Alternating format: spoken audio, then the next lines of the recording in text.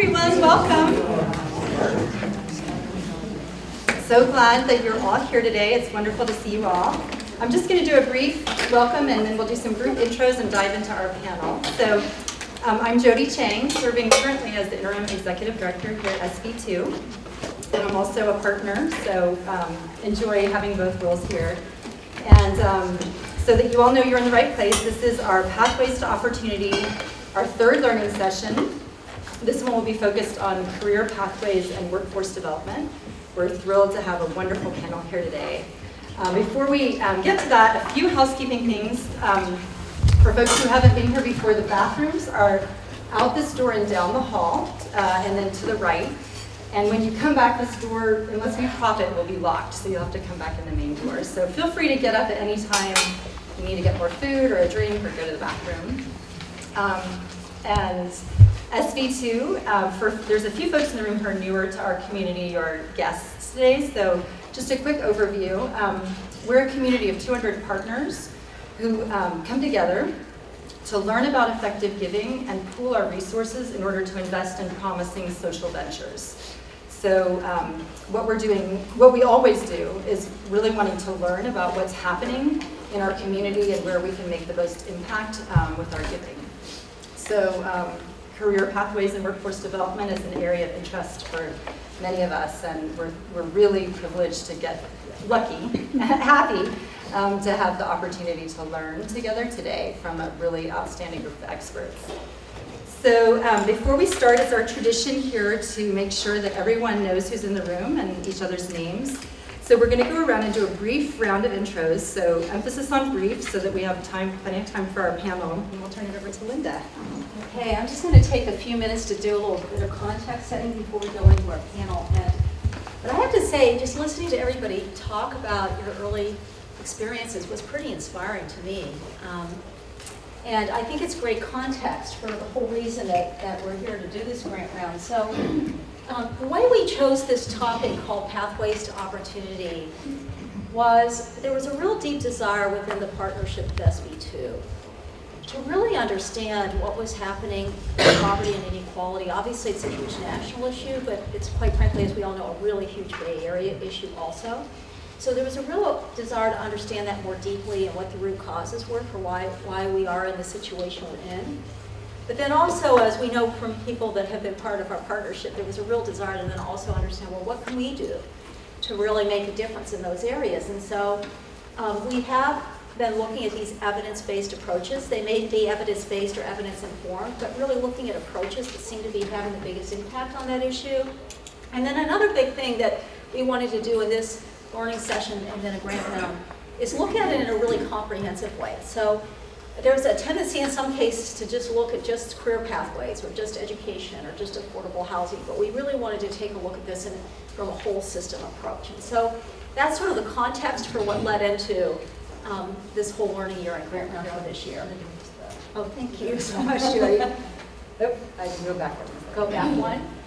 So I won't spend a lot of time on this slide, but this is really just sort of a visual depiction of how we've just tried to comprehensively define the landscape. And so we look at it from the point of view of some basic needs, and affordable housing, of course, in this area is one of the biggest drivers of all. And then there's the whole pathway through either education or there's a pathway through workforce development and career. But we realize there's a lot of overlap and intersection between those. And so this just acknowledges the fact that, again, even though there's great initiatives going on in all three of these circles, there's also a lot of overlap starting to occur in organizations working in multiple areas because of the need to have individuals. The individuals are obviously intersecting across all of these. So many times what we've done in the past for our biggest grant year is we've just done a grant year all year, but because this area is so big and we had so much learning to do, we've done something different this year, which is the whole fall has just been dedicated to learning. So this is the third of 3 learning sessions. Today is the workforce development and career pathways, but we had a kickoff panel and then an education one about a month ago. And for those of you that are new, I just want to let you know we did record all those sessions, just like we're recording today's sessions. And so if you are interested in going back and hearing either audio or even videoed them, you can totally do that if you're interested. And they're right online for you to take a look at. And then Alice is going to talk about this at the end, but we've got a couple of volunteers, and I'd love to have a couple more if you're interested, but we're going to have a smaller group of people really then take a look at what are the types of organizations that map to these high impact areas, and so a way in which we can do some offline research. And then a really important meeting that I just want to make sure everybody here today puts on your calendar is we're going to have 2 meetings in early December, which are going to be decision meetings. So one is going to be December 5th, which is a Tuesday during the day. We'll serve lunch like today. And another for people that can't make it during the day will be a virtual meeting in the evening. And we're doing both of those because we want as many partners from SV2 who can attend to attend either one of those.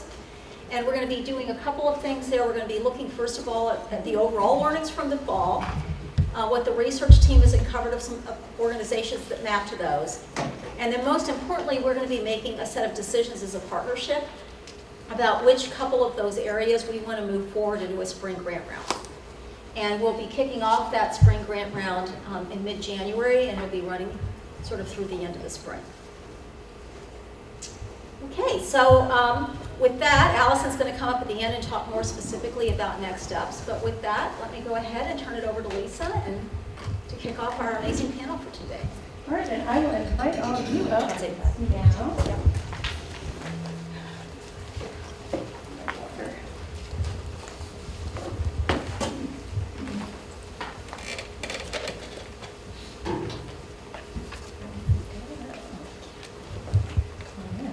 Welcome, everyone. Well, you've already heard a little bit about each of these folks with regard to their early career trajectories, which very much relate. So I will do a brief introduction. Just you have bios on the table, and then there's certainly much more online as well. But just to ground you on who you've got, we have Steve Levy here, who is distinguished and has been, as he said, doing the same work for 50 years. So he knows his stuff. He's part of, the principal and founder of the Center for the, I always get the sequence of these words mixed up, but the Center for the Continuing Study of the California Economy. And I think that says a lot. You'll hear more about what he does and how he does it, but I think he will ground us in what we're talking about today and a lot of the realities, numbers and otherwise. And a fun fact about Steve, 3 fun facts actually, are 1, that he has never driven a car. Number 2, he has a brand new 2-week-old granddaughter named Daisy. Wow. Congratulations. And 3rd, he is, I was so excited about all of them, I'm giving you them all quickly. And the 3rd is that he is a very top-level bridge tournament player. Was, past tense, was. He's busy with other things now. Yes. And then Judy Miner, who is the Chancellor of the Foothill-De Anza Community College District, is here and has obviously spent her career focusing on how to provide opportunities in education and on into the workforce for a variety of populations, and does that both within our district here, but also statewide, and you'll hear about that.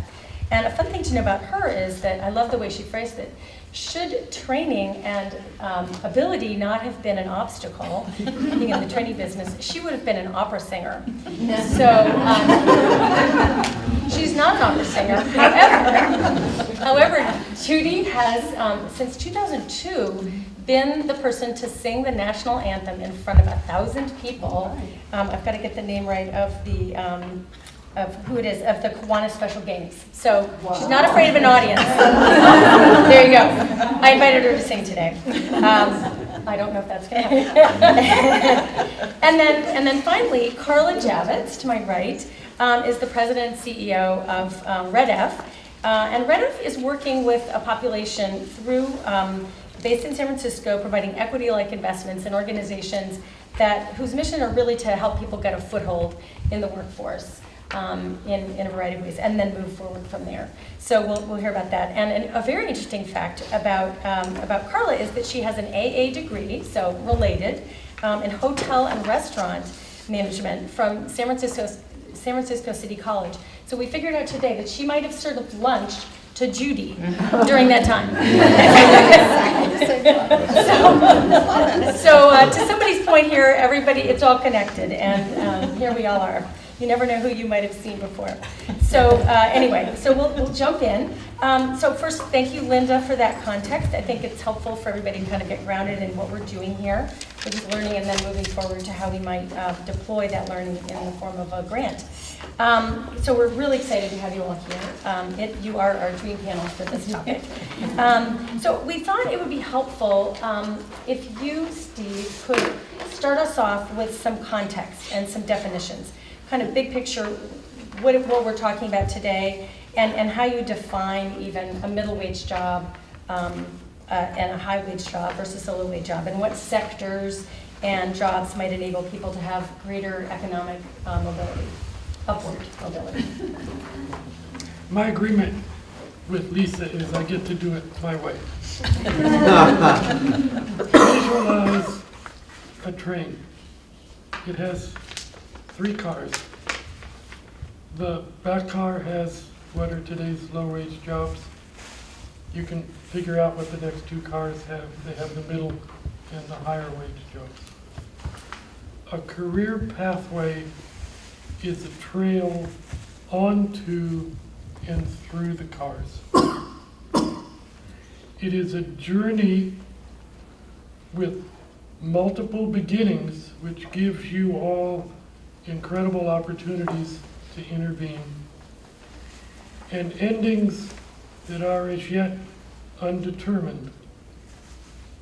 But the idea for me as an economist who works on mobility is that you concentrate on the movement, on helping people move along on the journey without at the beginning getting wrapped up in where they end up.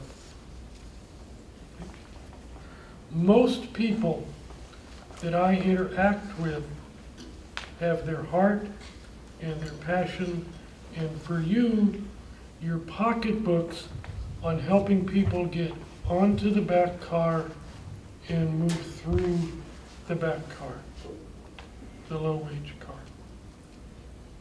I don't, okay?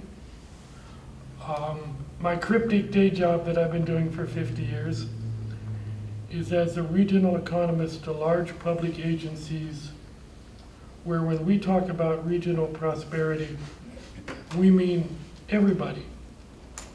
It includes the people that you care about, but it includes everybody else. And in my volunteer work, I serve on the public sector workforce board that provides employment and training and networking services to everybody in San Mateo and San Clemente County. And we also concentrate on everybody. I'm supposed to be the numbers person. So there are about 1 million jobs in each car. In the place where we are, there are a few more jobs in the high-wage car than in any of the other cars, but it's pretty equal. I told you what the good news is. There are multiple places to help people. Here's the other news. It's 2017. Pick any year in the future, there will be more people in the low-wage car, in low-wage occupations than there are now. Just take it to the bank.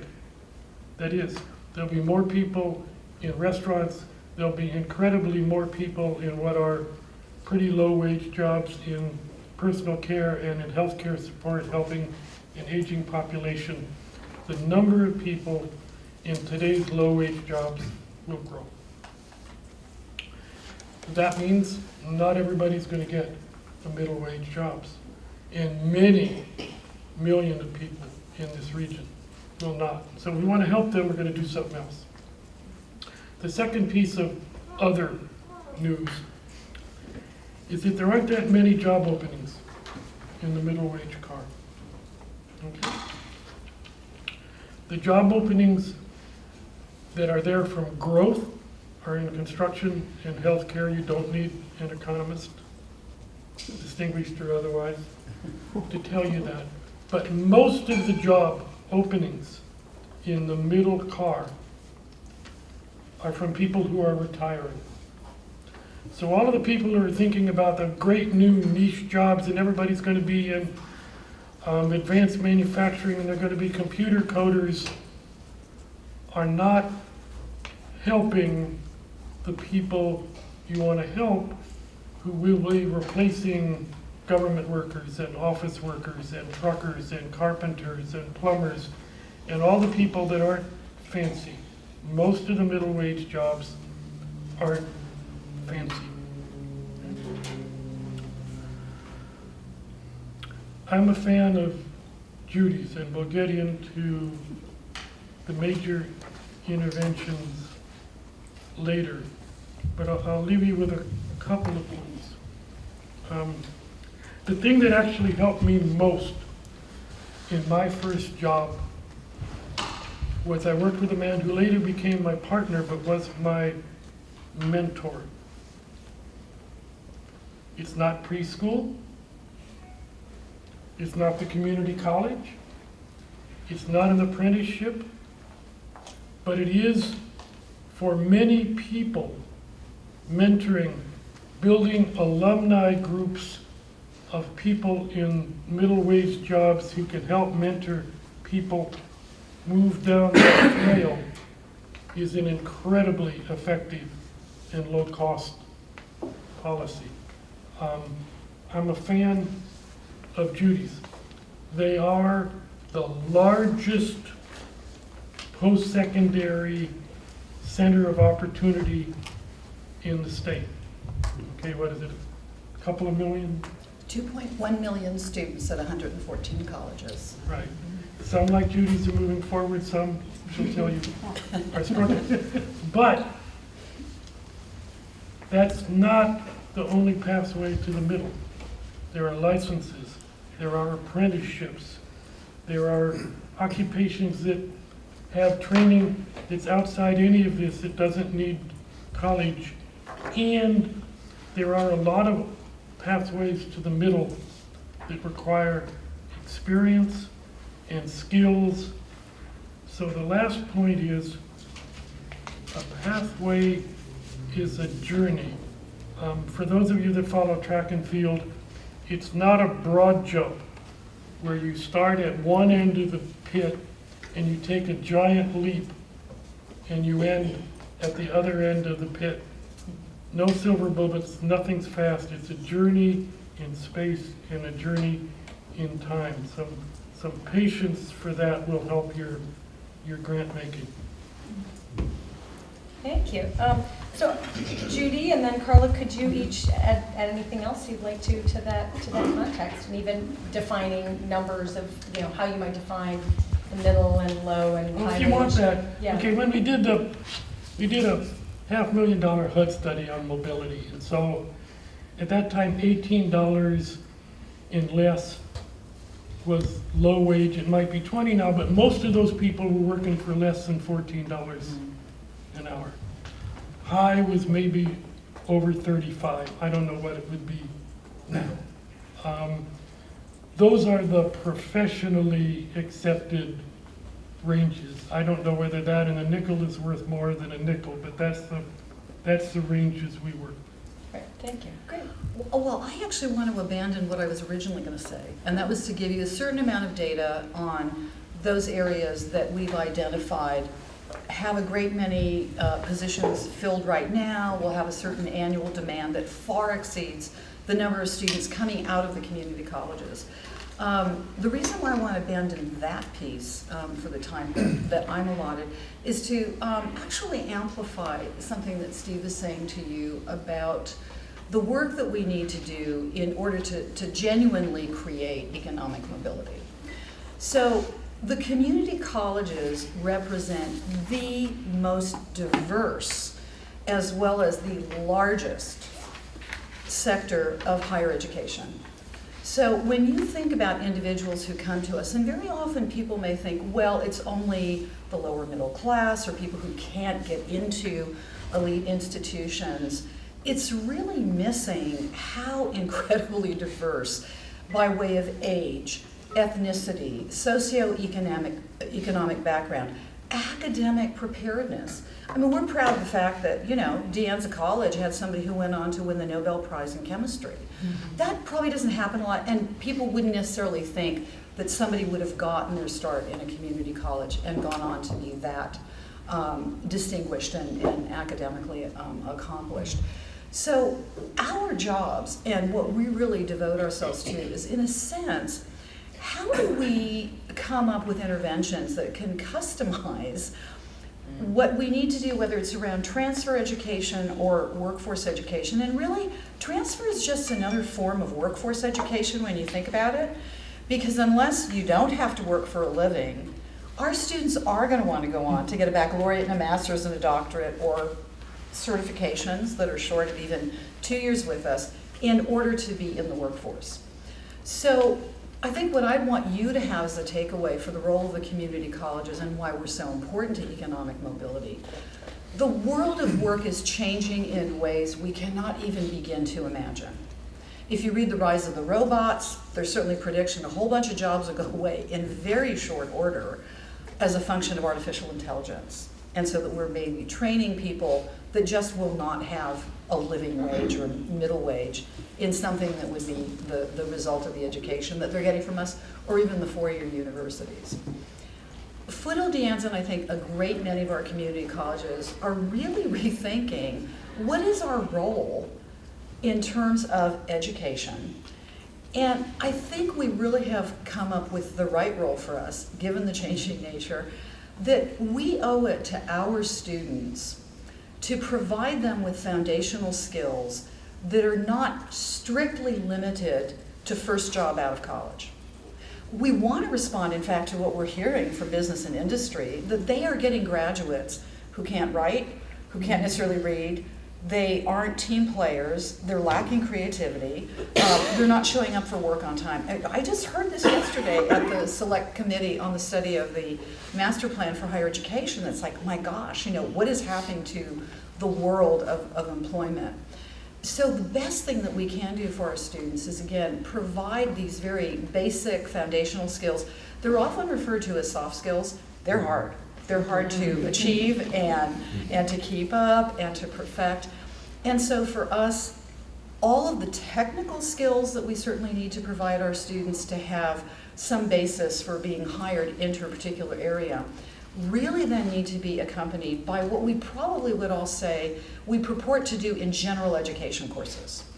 And so again, you know, the reading and writing skills, the quantitative literacy that one would need to have.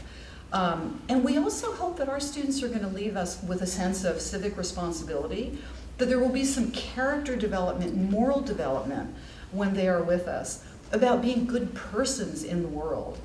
This is the difference between education and training. So if you just want to code, hey, you can go somewhere and learn that. If you want to be in the world as someone who is going to make a difference and who's going to give back, because you are privileged by virtue of having an education, whether it's through us or anywhere else. And my own personal philosophy is that that creates a sense of responsibility that you need to do. And that's part of what I've devoted my life to do, in giving the hand up for those who may not even envision themselves as even being capable of that, and having them think that they really can escape the cycle of poverty. The students that we see have often been in domestic violence situations, they have been in foster care, they are very much like Carla's population of having been incarcerated. The housing insecurity and food insecurity has grown for our students, so we need to take that into account as well. So the totality of the experiences that we are hopefully giving them that then allow them to go out in the world is actually more important to us than what may be there for some of the numbers around the employability.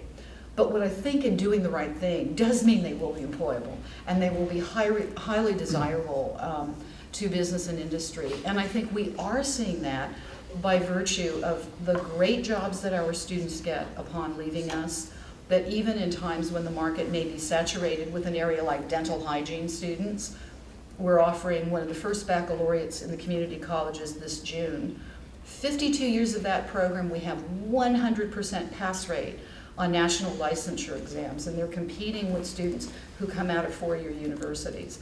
I think we're doing something right, and I think there are a lot of things that are going right in the community colleges that are doing some very serious self-assessment about the high dropout rate often that we get accused of, or the lack of transfer. So how do we fix that? And that it really is on us and not our students. So let me just leave you with that, so then Carla has some chance Think to about say it. things. Okay, so Carla, this is we're in the sort of context and Yes, definition yes. thing I'll here. just a couple of quick thoughts. I think sometimes what gets lost in the rush that a lot of people take when they come into this, to take that long jump that Steve mentioned into high wage jobs, the pathway upward, and we want, living wage jobs. I think what gets lost there sometimes is just the basic value of working.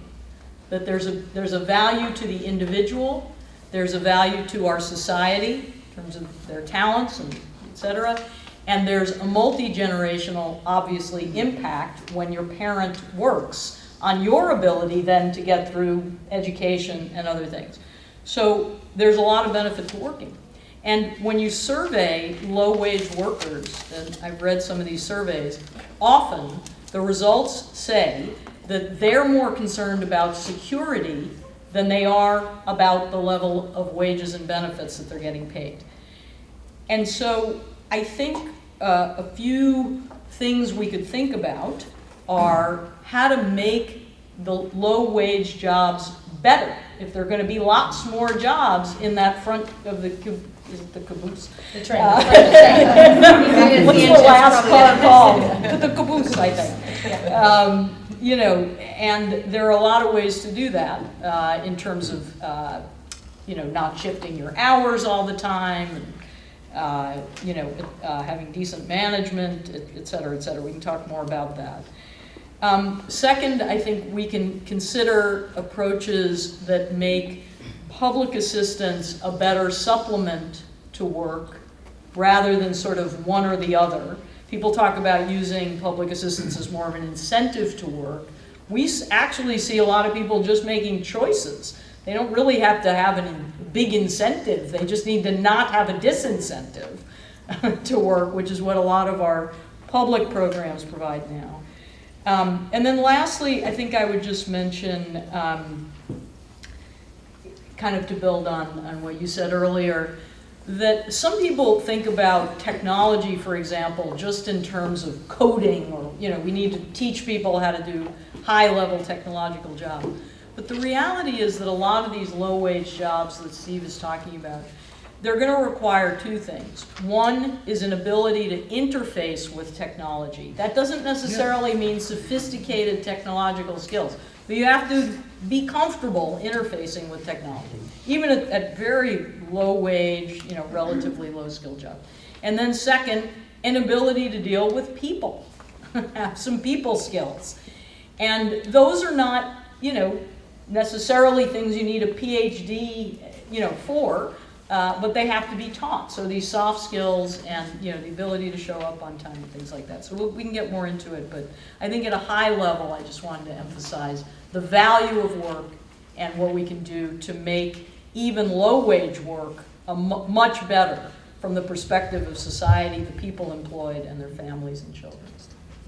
As I listened to everyone sharing some of their early jobs, I mean, some of these things are, maybe it wasn't your favorite job, but there were things you were learning or empathy you were developing that would come into play, and it's clear. So let's move on to kind of what some of the pathways are to move through this train, to move as far forward in it, and how they serve different populations. So who would like to start? I'd be happy to offer an example that I find really impressive. And some of you may know the program Year Up, which started in Boston in 2000. And Foothill offers credit for the 6 months that the students go through the training before they go into a 6-month fully paid internship at one of the companies in San Francisco or in Silicon Valley. And results from that program in the past 17 years that it's been around and their expansion into probably 18 cities now is really phenomenal. So it's urban youth, ages 18 to 24. Any given cohort of 30 to 40 students is probably 90 to 95% students of color. They go through a screening process to see sort of, what are the challenges that they've overcome and what is the potential that they have given all the support that Year Up provides them, because everything is free for them. The schooling is free. They need to dress professionally as they come to class every day. And if they can't afford a business suit, they will be provided with them. They will be provided with bus vouchers if they need transportation to get to there. And so the kind of sense of community and confidence that they build up and the readiness they then have to go into places like eBay and Facebook and Google and Bank of America and Kaiser Permanente, and the poise and confidence that they demonstrate after, it's just amazing when you think about it, 6 months but very rigorous training. They do get a stipend to help them because there are obviously opportunity costs that they're in class rather than working. But the feedback that they get from employers is really pretty remarkable. I'm on the national board for Year Up, and we had our summit in Chicago last month, and there was a vice president from Bank of America who talked about how they used to require a baccalaureate degree for people in their customer service centers. And with their experience of Year Up students who were just, again, so dependable, and this kind of eye-opening experience for them, that individuals who were coming with minimal training, but again, the work ethic that really mattered, and that sense of customer service and the interpersonal relation skills that they had built, they said they're not going to do that anymore. They don't need to have a baccalaureate. It's a different way of looking at what is the skill set that a student or a prospective employee would need, and really how to begin to test for that, as opposed to assuming that it's just the degree. And in fact, the context setting for us at that meeting was a report out of Harvard on what's now being called degree inflation, that so many more employers are looking to the baccalaureate degree when they don't really need it, but it's a response to a dissatisfaction with kind of the skill set and the work readiness and the work performance of individuals, thinking, well, I didn't require a baccalaureate before, but maybe I need it now. And we may even see that with master's degrees in the future. So I think what Year Up has been able to do, and the relationships it's developed with business and industry who can say, this is really working and this is a model that we want to support, is, again, a very good pathway for those individuals. And they are prepared to be able to go on. So when you think about stackable credentials that could be there, the opportunities they have with additional education that they can get and the experience that they're getting within the companies can certainly lead to other promotional opportunities. So I want to come back to what's happening at the community colleges, but Steve, I think you wanted to share something. 3 examples, 2 of which might be right in your wheelhouse. When we did our study, obviously English language and English language facility was one of the barriers that many low-wage workers identified. There are 2 efforts on the peninsula that I know enough about to be dangerous. One is the Building Skills Partnership, where they work with people in the building maintenance industry with the cooperation of the employer to help them learn both English that's related to the job and something that helps them move up in the industry. The second is a group of hotels in San Mateo County that are working with the union and the employers to help people who clean rooms and have low-wage jobs move up. The key I have learned is what's called contextualized learning, so that the people who are busy and struggling to raise a family and keep a job learn English in a contextual setting that's directly related to their job into what will help them move up. There may be other opportunities for that. That's one of the barriers. The other piece, again, connecting people at the beginning of the journey to employers are these high school academies and internships with employers.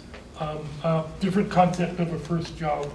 And I don't know whether that's in your funding capability, but it is one of the definite steps to get to people early enough so that they see the connection between what they're doing in school and the possibility of getting a job.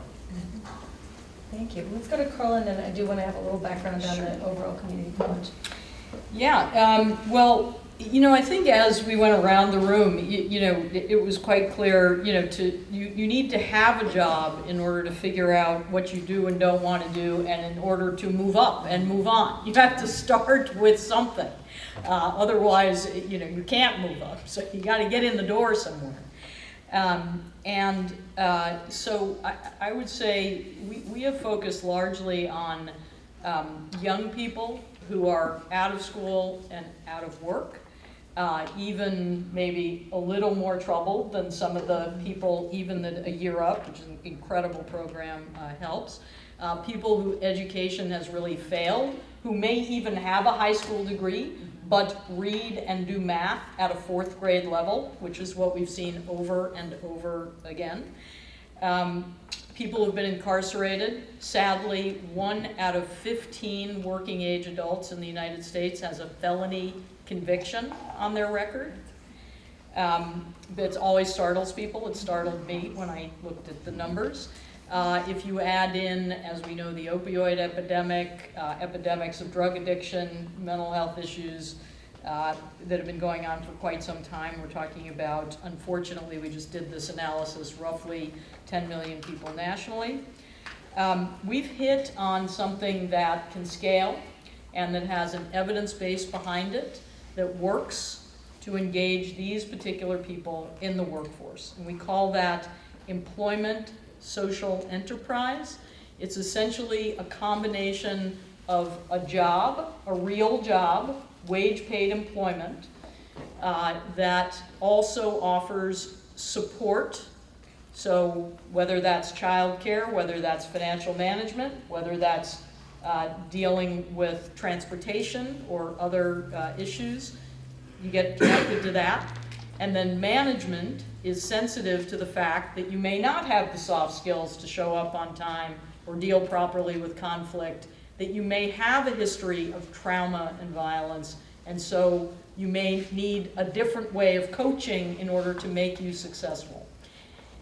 People get those jobs in a supportive work environment, and then they are encouraged, in some cases required, to move on into competitive employment with some period of support afterwards so that they can be more successful.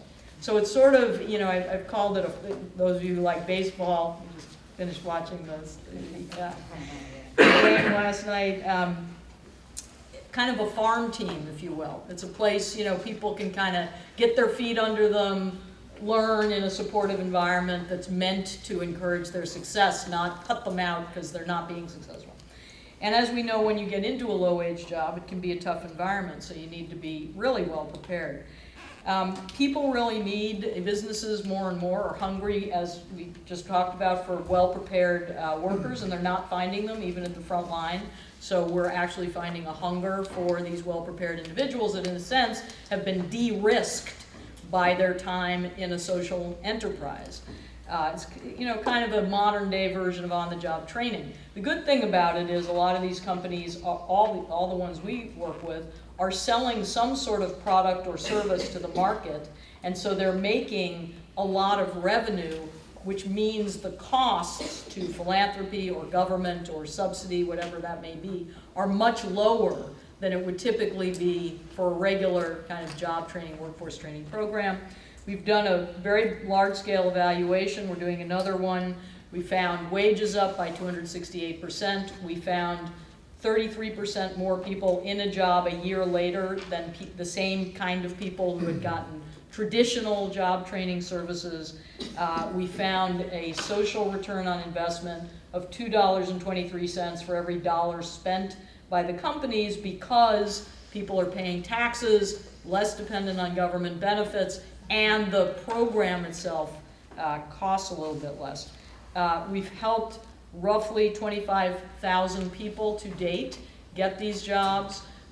We've helped to create an industry, if you will, in California that is chunking out consistently roughly 5,000 people every year. We're trying to get that up to, you know, much higher numbers, of course, which we can talk about later. There's a lot going on actually around career pathways in this environment. I don't want to, you know, go on too long, but I'd love to get into some of that in a minute, because there are a lot of really neat examples, I think, of that. Well, good. I think maybe what we'll do is move to the next question, and I think in one of these contexts we can hear about the broader community colleges. So let's talk about obstacles. We know that this is not easy work. As you said, Judy, the soft skills are hard, as an example, but that's just one. Could you talk about what some of those real obstacles are, either on the personal level for the individuals on these pathways, or for all the players in the ecosystem trying to help make those happen, to move through the train cars, again, to use Steve's analogy. Carla, do you want to start with that? Okay, sure. I mean, there are a lot of, obviously, we've already spoken about some of the obstacles. We have a history of incarceration. Many employers just won't hire you, period. Even with ban the box, so some people call that move the box, because, you know, you still have a record. If they don't want to hire you with a record, you know, you're sort of out. If you have a history of homelessness, you're likely to have a big gap in your resume. Doesn't look too good. What does that mean? You have an experience of trauma.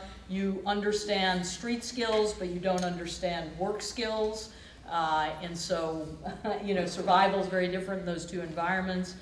Transportation is a huge issue, trying to get to where the jobs are at some sort of affordable cost. There's a challenge, you know, in the jobs themselves. Hours change. There's a lack of opportunity to skill up that's offered by many employers for their front line. They may offer it to their high level, but not to their front line. So those are a lot of the obstacles. I did just want to reference here, and then I will stop, a couple of things that are happening that I think are really interesting in this area, because we have very good data on the fact that people can get a job in social enterprise and stay in the workforce. But we were all troubled by the fact that people's wages are still so low. So what more can we do? You know, how can we really help? And there's a number of things going on, really interesting. There's a group called the Center for Employment Opportunities that just opened up here, but they're from New York. They're in about 6 states now. They're helping lots of people who come directly out of incarceration, immediately get a job on their work crew, and then, you know, move on into employment. What they did was they partnered up with community college, and they said, all right, if you make it through successfully and you stabilize yourself, we're going to have a little cohort where you'll be with the people that you're comfortable with, and we'll brush up your skills from a 4th grade level to an 8th grade level of reading and math, so that you can get a certification in you know, HVAC repair, or, you know, whatever a middle skill job certificate would require. And then they connect you with community college, and they try to help you keep your job at the same time as you get to your certificate.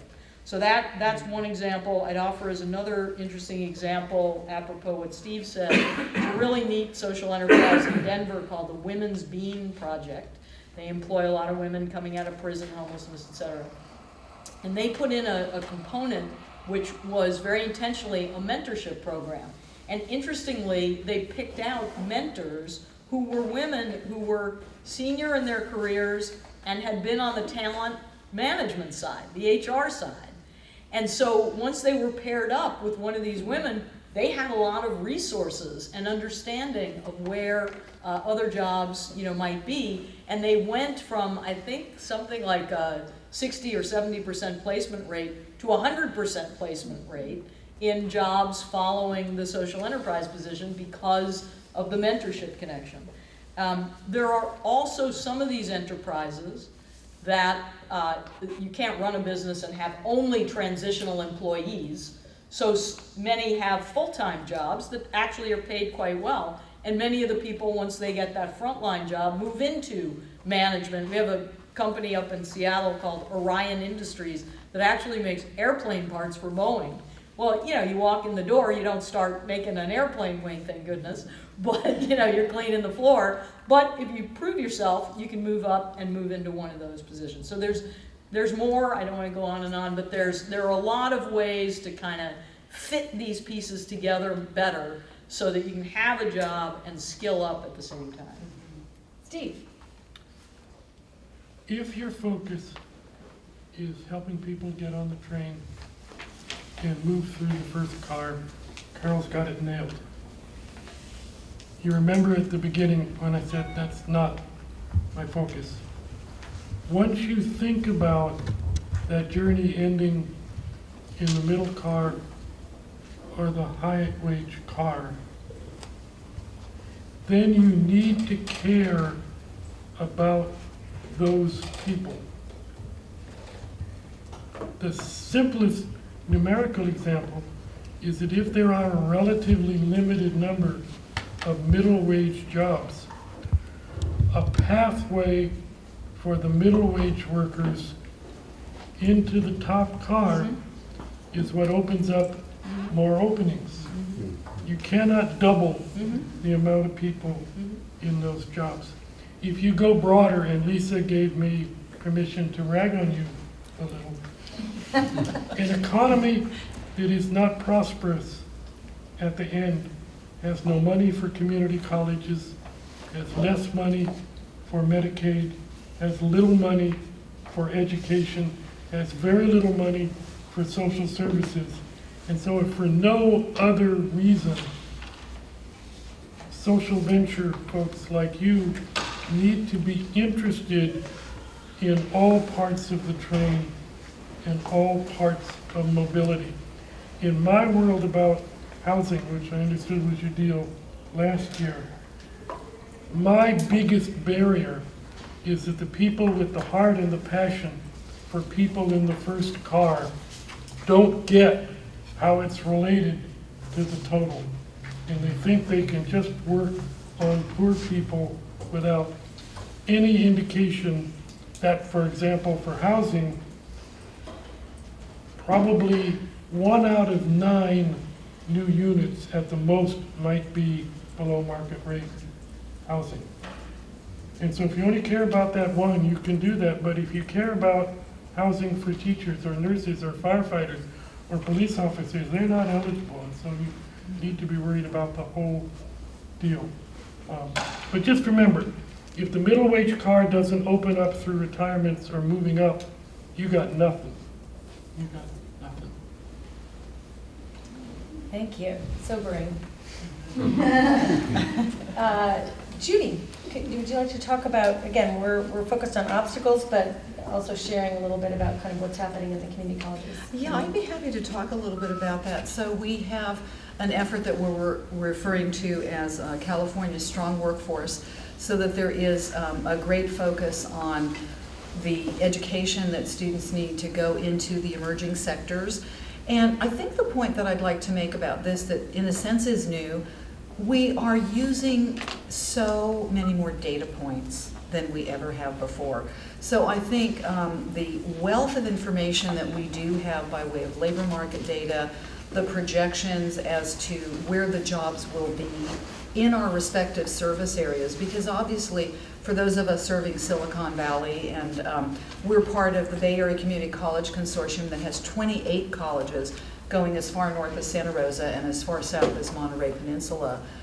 The kinds of work preparation that we would offer will be very different from those who are in the Inland Empire or the most rural colleges in the state. So there's a recognition we need to pay attention to where our students are and where the jobs are for them, assuming that there's a certain amount of mobility that would be there physically, but sometimes not a lot. We're not going to get a lot of people moving here from Shasta County, and hopefully they are going to be able to get jobs in their immediate area that will help them.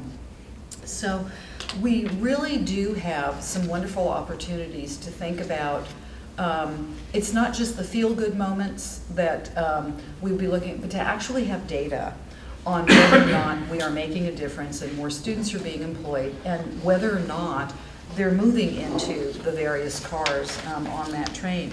So I thought I'd just share 2 examples of how we are using this wealth of data for making some important decisions about what we do on the ground with our students.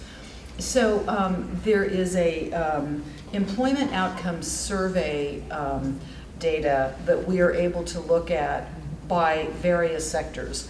And there was one college that had appeared in an example for a recent conference that we had, where early childhood education was the most frequent job that students were getting out of this particular college. But in looking at the data on the wages, there were only 22% of that set of graduates that would be in what Steve would describe as middle wages. The data that are now present allowed that college to look at how they stood in the midst of other institutions that had early childhood education programs. I hadn't picked this one out, but it happened that Foothill College has 46% of its graduates in early childhood education, and we know that that can be a tough area, and 46% is pretty good. That was kind of at the top of the list for any early childhood education programs. So that led to discussions about, so what's going on and what is happening? And it isn't just because wages might be a little higher here, because this again would be an institution that is in the general Bay Area. But that's so important for us to be sharing best practices and sharing the learnings that we have, so that it's not about 28 colleges independently trying to figure this out. And I'll talk more about the advantages of regionalism later. The other example that I wanted to share with you about how the data are really helping us move in this direction of really doing much better by our students has to do with the medical assisting program at Cabrillo College.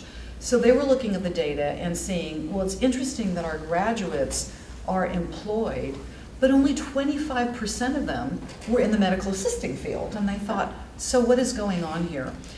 As they worked with their employers, what they learned, and nobody had ever told them this before, was an interesting way of describing it.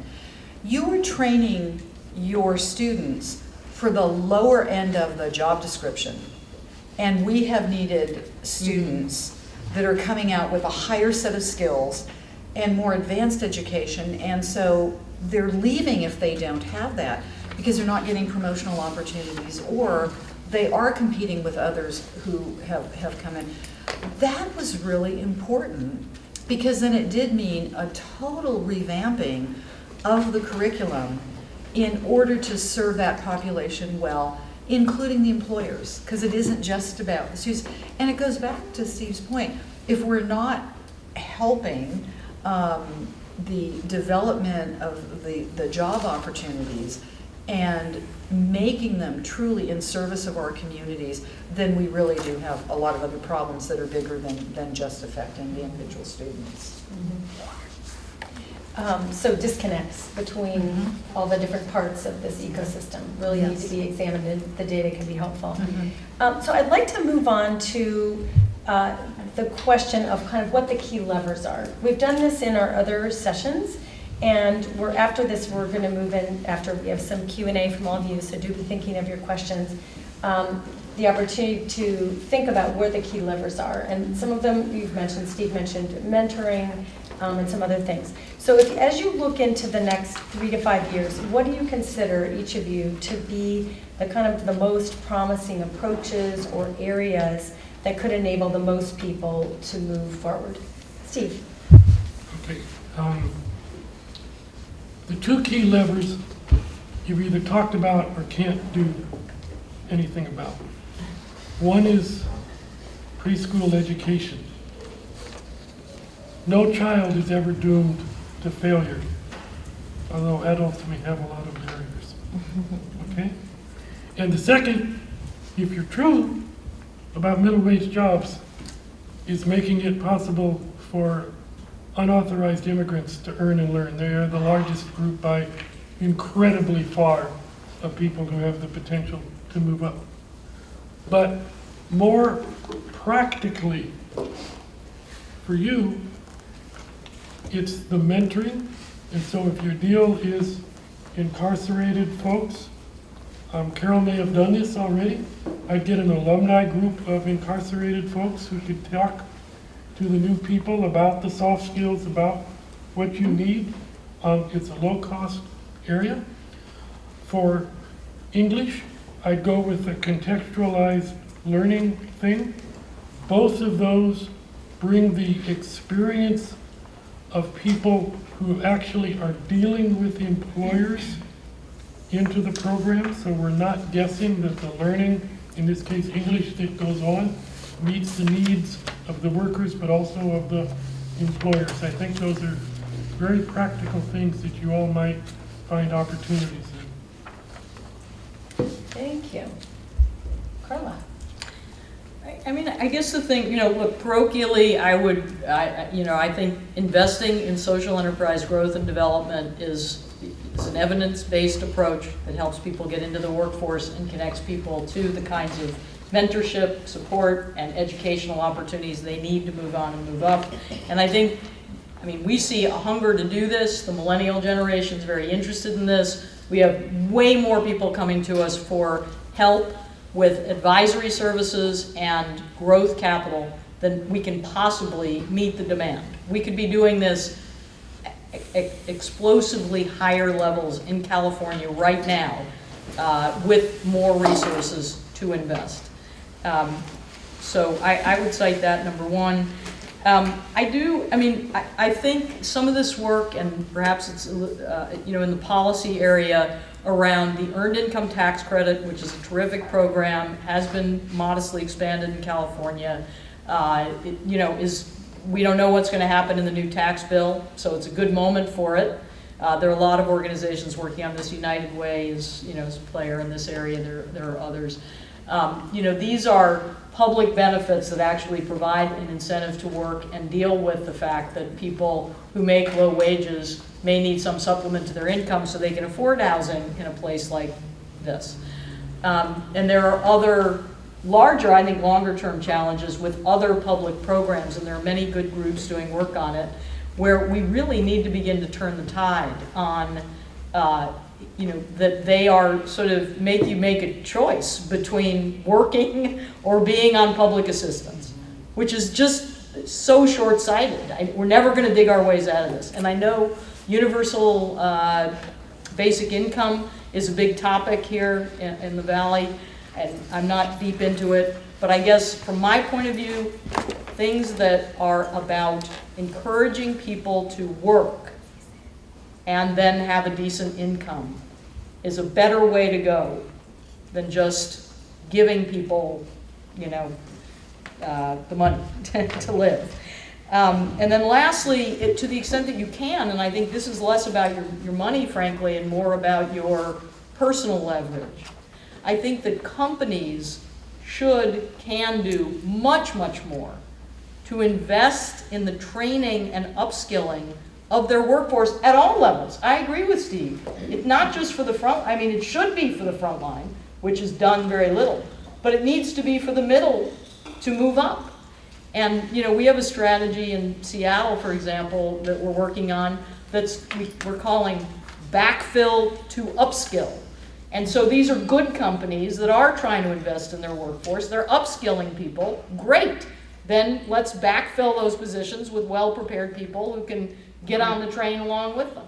So to whatever extent you can use your personal leverage within your companies to encourage more investment in the front line and the middle around upskilling, I think the better. And there are some companies that are starting, companies I think have shied away or gone away from that partly because people change jobs. So they're like, look, the person's not going to stay with me, why should I do this?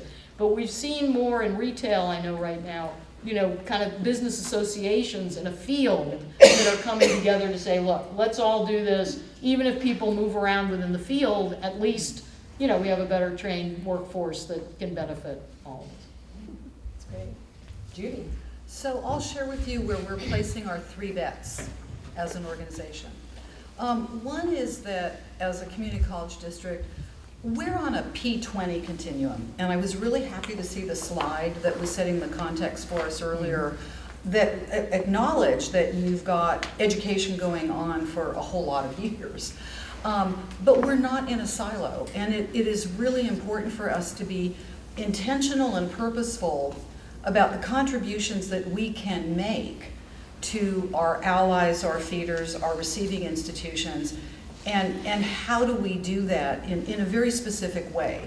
Because it's easy to say, yeah, we're part of it. So we have a Stretch to Kindergarten program, and so we provide a summer program for children who have not had the benefit of preschool, who are already behind before they go to kindergarten, and these are students of color.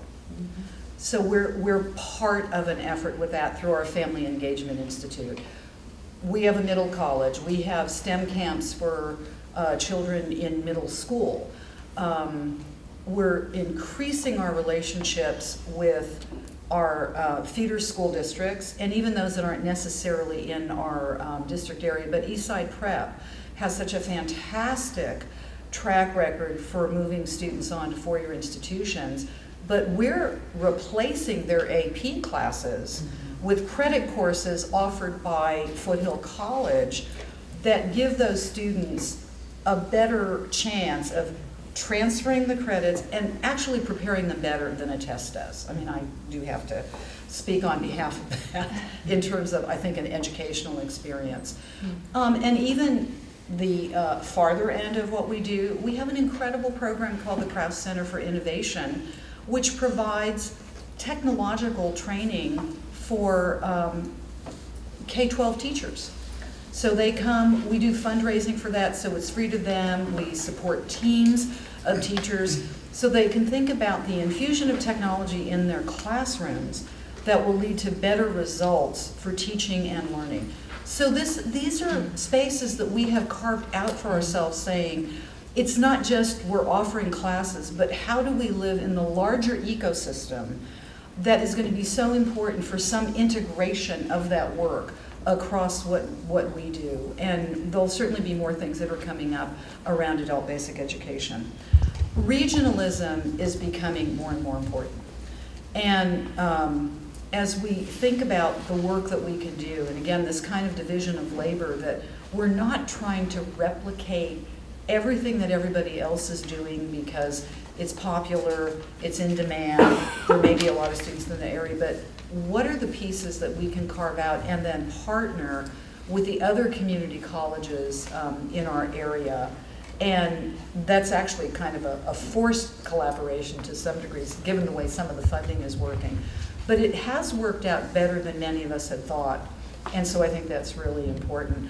One example that I'm very happy about, some of you may have heard about the College Promise and the recent legislation that had been signed by the governor to make the first year free for first-time full-time students. Well, a number of us have launched our own promises in advance of AB 19, but under the leadership of Sam Liccardo, we're talking about a Silicon Valley College Promise that will bring together Foothill-De Anza, West Valley Mission, and San Jose Evergreen to share some tasks, if you will, but to also articulate a kind of brand for the opportunities that would be particular to the 6 colleges that make up those 3 districts. And again, there's a way of leveraging some of that so that the impact really can be broader and deeper than if we were going it alone. So I think those kinds of efforts are really, really important. And finally, being again mindful of where we sit in that intersection of education, business, and government. Because we're a public institution, it matters immensely what is going on in Sacramento, and now even more so what is going on in Washington, D.C. So for us to be able to articulate in alliances with business and industry, is there regulatory relief that we need in some places to be able to move forward? That has been an area that we paid some attention to. Are there some tax incentives for business and industry to want to partner with us in certain ways? So if it is around paid internships or apprenticeships, or other kinds of work experiences that can be in their interest from an economic basis, to further incentivize them to work with us. We're very interested in that as well. We're paying attention to the tax reform bills that would be coming out of Washington, D.C. So it's, again, being present and being purposeful in a lot of venues that we may have not thought about before, because kind of the tradition was, gee, we're community colleges and we can just sort of, pay attention to the local. And actually, we have one of the largest international student programs because it matters for us around our educational philosophy of the broadest experiences for our students. But we also hope that we might actually be exporting a little bit of democratic ideals to the students who come to us. So the 3,000 students who come to us from other countries are a really important part of the work that we do as well. So we think of our place in the world too. So. Thank you, each of you, Carla and Judy and Steve. Fascinating, and I can only imagine that this really interesting group assembled here has some good questions. So this is your chance to ask a few. I'm gonna let Judy. And I'll identify questioners, and then Yeah. Lisa will repeat questions. Yeah, So everyone so you can all So hear. John. Hi. First of all, wow. Thank you all. What a tremendous exposure and disclosure of your efforts and more importantly, your background and thought processes and your efforts. So thank you very much. I want to hear more about the emphasis on EQ, not IQ, or how to code. Yeah. So important. But with respect to positions and jobs, you mentioned Orion in Seattle. But in terms of the types of jobs that provide, Mr. Levy, the kinds of positions that actually provide ladder opportunities for people that are starting off the first car. But you see, I think sometimes I hire contractors to do work, yard work, housework. And these are people with very poor education but are managing a business, and a group of people and a schedule and their accounting. But they're stuck there. So what kinds of positions, opportunities actually provide these laddership opportunities? I'm going to repeat the question so everyone can hear. First of all, there was a wow there. I want to point that out. And an interest in EQ versus just IQ. And jumping into the very specific question of the types. EQ, please. The IQ, the EQ, thank you, emotional quotient. So emotional intelligence as opposed to just the, thank you. I'm usually the queen of the acronym translation services, so on the team, Mark. So the types of jobs that provide, I like this term laddership versus, I think of leadership, but so a way up, opportunities that may not be available to people who are very capable in contract positions, for example, but where there isn't necessarily a way forward to higher paying jobs. Who would like to try that? So I'll give you the researchers answer. Numerically, healthcare, because you have institutions like Kaiser who are interested in helping people move up and have a variety of positions. At our state workforce board, the healthcare people are very interested in ladders. So numerically, that's where the largest number of middle wage jobs and new middle wage jobs will be. Second is construction and the whole idea of apprenticeships and journeymen and moving up. It's also the largest numerical source of replacements, plus it's a growth area. Those are two big areas. Government actually is the third area where people progress, and there's a lot of retirements at the top, whether you're a beginning firefighter and you move up. Those are the three big numerical areas. I heard you talk a little bit about contractors. So you've got the tech companies, you can weigh on them, they're beginning to understand that they want to treat the contractors as employees and build pathways, I think that is an area of potentially political leverage there. I might just add that for the specific example that you offered of the folks that have been working for you, and you said they don't have a lot of education, but they're managing a business. A lot of our colleges have courses in entrepreneurship so that they could help people who have just a real passion for doing a certain kind of work, and they'd like to have some tools for advancing in that, perhaps growing their business and maybe even moving from the doing to managing other workers. And that's, I think, a wonderful opportunity that could get them on that train. I think just on a practical level, one thing I'd observe might be moving from smaller companies to larger companies. They may be in the same sector, but larger companies often can pay more. Moving from non-union to union, kind of obvious, another pathway. In a general sense, people are looking to upskill and hire those who are, well prepared and have experience. And so, you had mentioned earlier, sort of connecting all of this is part of the problem we've had. It's very disconnected, very disparate, and that, really admire everything you're doing with the community college system, because that's so important. These systems have been too segmented. And so you start over here and you can never go there because these people aren't talking. So in many places, LA notably, we've done something to bring the employers together with the social enterprises, with the workforce system. So when you start somewhere, you actually know how to go from point A to point B. A lot of people don't. There's no connectivity. And I did just want to reference your EQ question, because I thought it was a great question, just with a little anecdote, because I think it's just a great example. There's a young man who was working in retail with one of our companies, and he had a dissatisfied customer in front of him. And he had learned really well what to say. His words were good. He knew how to say what he had to say. But his supervisor was watching him.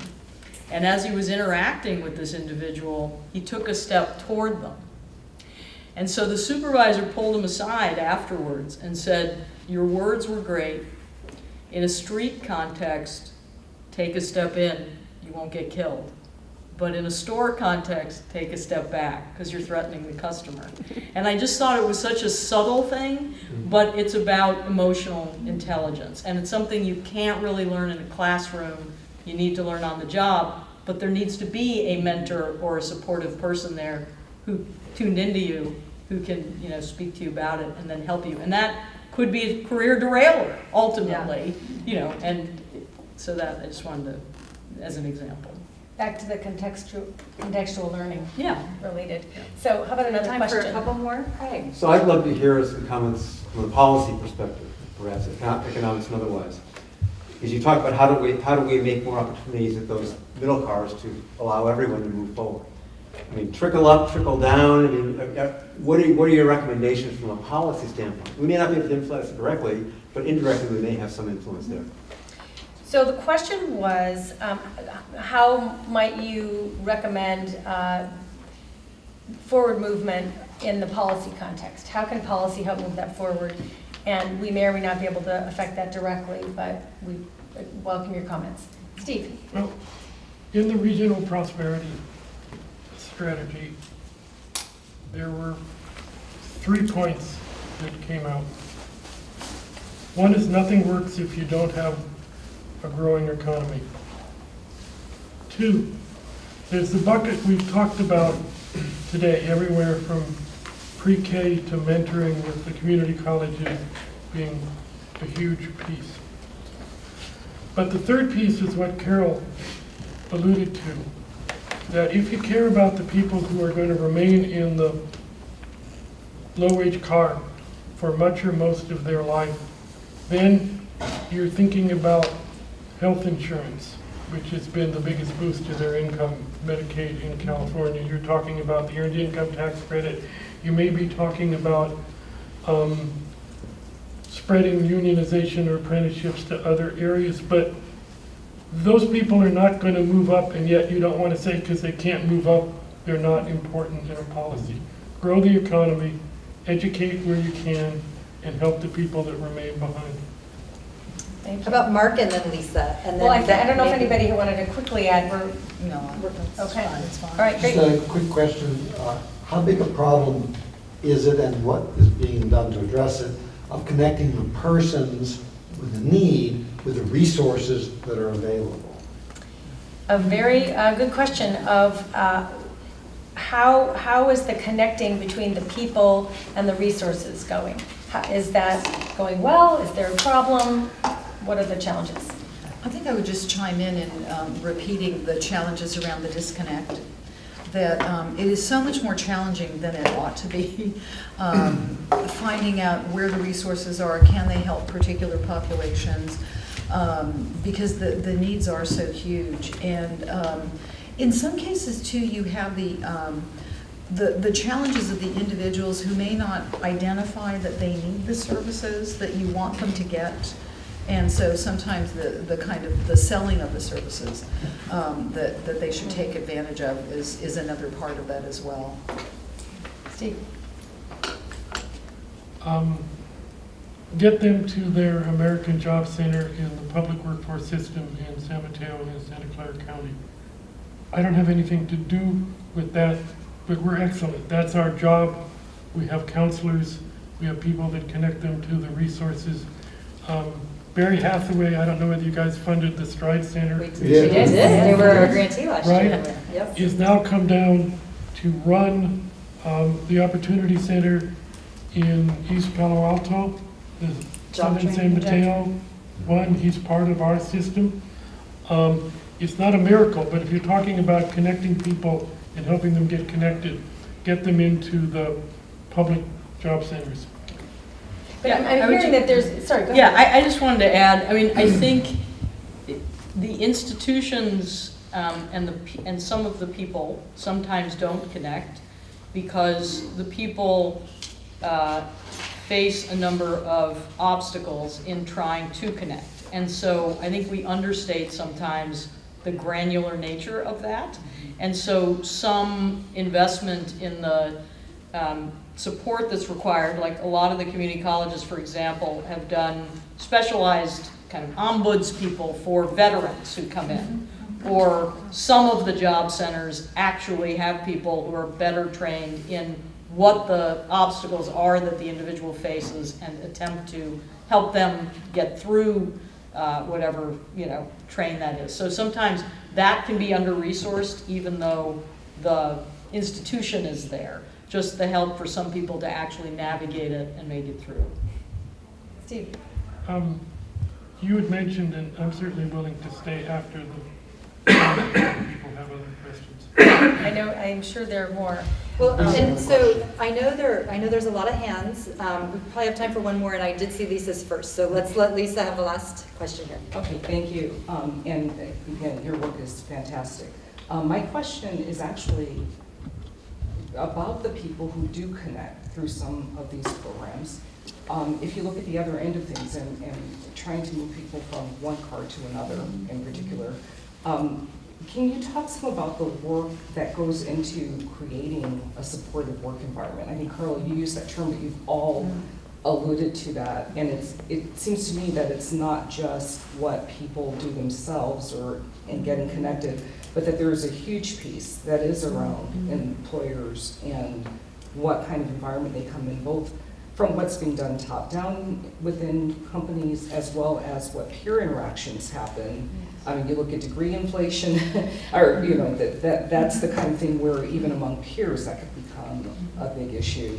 And I also look at things like soft skills, where you're attempting to teach soft skills, which are critical, but a lot of people don't realize that they were born into an environment where they're getting those soft skills from day one, throughout their entire lives. And so coming into that whole supportive environment that gives people the runway to work through those issues seems to me to be a huge piece of this. So that's the area. Okay, I'm going to attempt to summarize that great question, which is what goes into creating a supportive work environment? So this is not talking about connecting to the work environment, but once you're there, what makes for a supportive work environment, both from the top down and the bottom up? and more than bottom up, peer-to-peer, and considering the soft skill question, and that some people are born into environments where they are learning that from day one and others are not at all.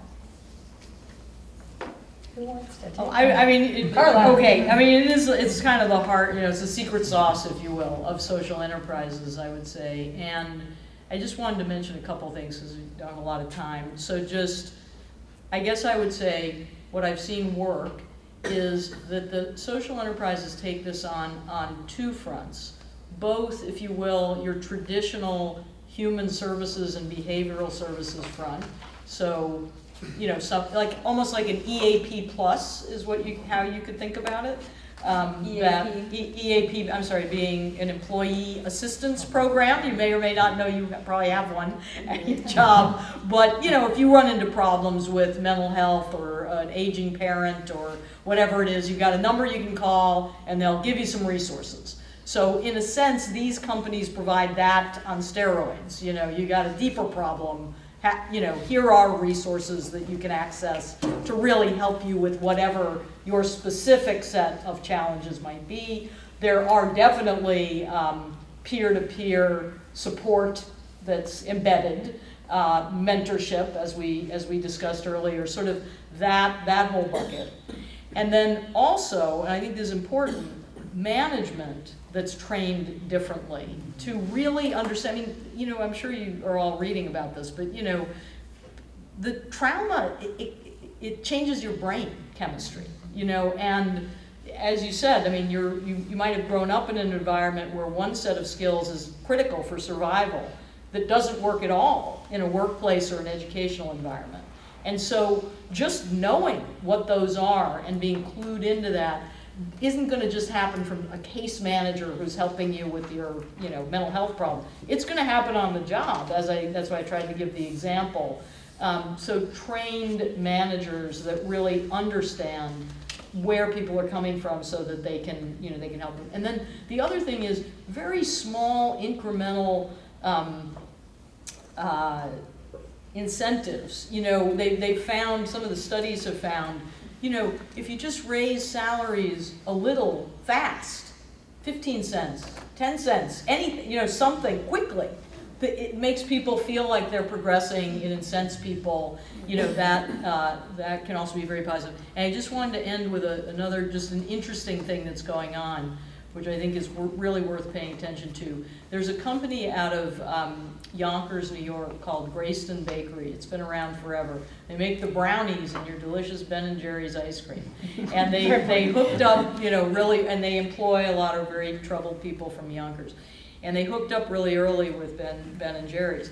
And they have what you call an open hiring model. So basically, if you can walk in the door and you say, I can pick up 50 pounds and I'll show up tomorrow, they'll take you on. But you're in sort of a temporary status. And they have to see, do you show up, do you work, what happens, they've set this up. And then if you do well, you can go on, you can work in the bakery, get a decent job, decent benefits, great. So Unilever, as you may or may not know, bought Ben & Jerry's. And now Ben & Jerry's getting interested in this model. And Unilever's kind of interested in this model. So Greyston is actually, we're in talks with them, how could we, in a sense, take the social enterprise approach with all those elements I mentioned and embed them in companies that are hungry for well-prepared talent. And I think there's real potential there. So I think that's really an interesting area. So clearly, there's so much more to talk about, and I think our panelists can stick around for a little bit after this, but I just wanted to give a great round of applause.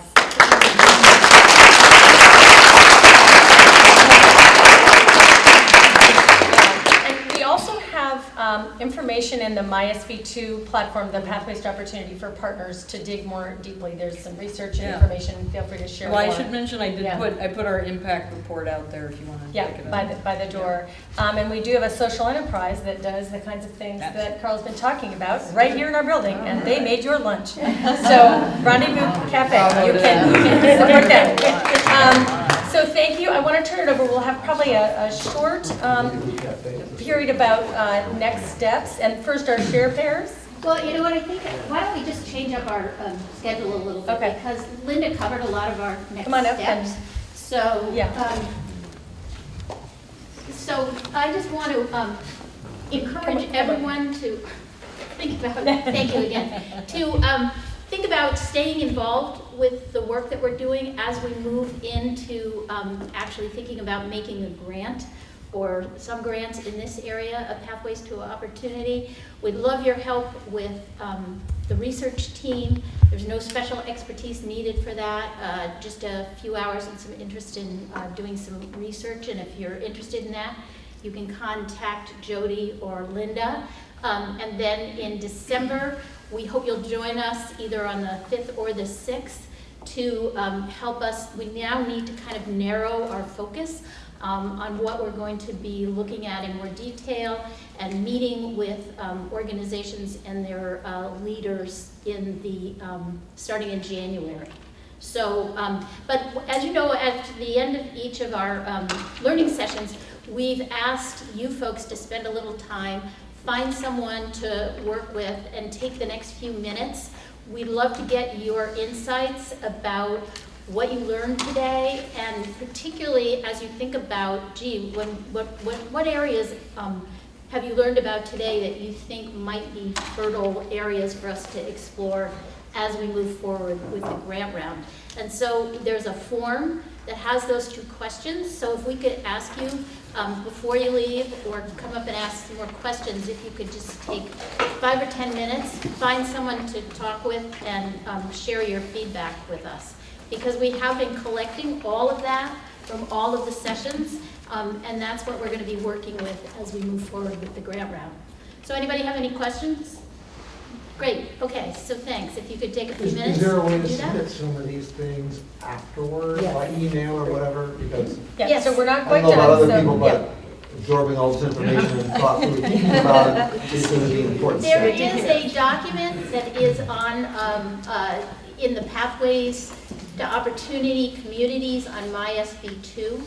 And Okay. if you can't find that document in there, do you know what We section have, it's so we have in? Google Docs for each session, and yeah, so anyone can log in and add, and Through the MySV2. Yeah. Okay. Yeah, Yep. and you can just also contact Linda or me if you can't find it, or just send us an email and we'll add it. Thanks, Mark. so take 5 minutes to just digest briefly with your hair. And then we'll come back together. I don't want you to. And let's show our appreciation one more time.